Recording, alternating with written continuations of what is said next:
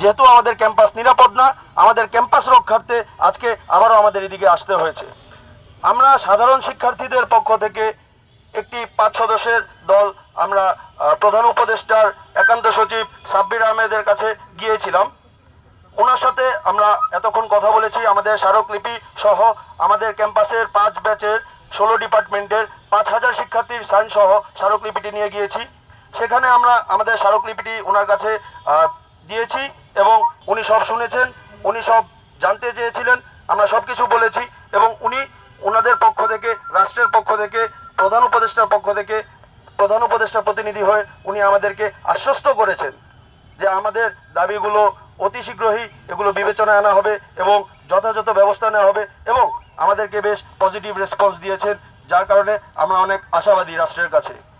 এই রাষ্ট্র এসেছে আমাদের জুলাই আগস্ট মাসের আন্দোলনের মাধ্যমে।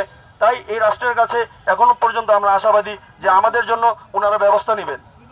যেহেতু ওনারা আশ্বস্ত করেছেন যে আমাদের দাবিগুলো নিয়ে কাজ করা হবে এবং অতি শীঘ্রই রেসপন্স করা হবে, তাই রাষ্ট্রকে আমরা একটু সময় দিতে চাই এবং আমরা আপাতত কয়েকদিন আমাদের কোনো কার্যক্রম থাকবে না।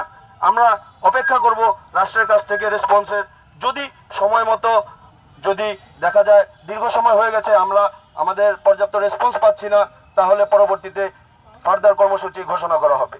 এছাড়া আজকে আমরা শুনতে পেরেছি আমাদের কুয়েটের সাথে একাত্মতা প্রকাশ করে বুয়েটের শিক্ষার্থীরা বিকাল 4:30টায় এখানে আসবেন আমাদের সাথে একাত্মতা প্রকাশ করতে।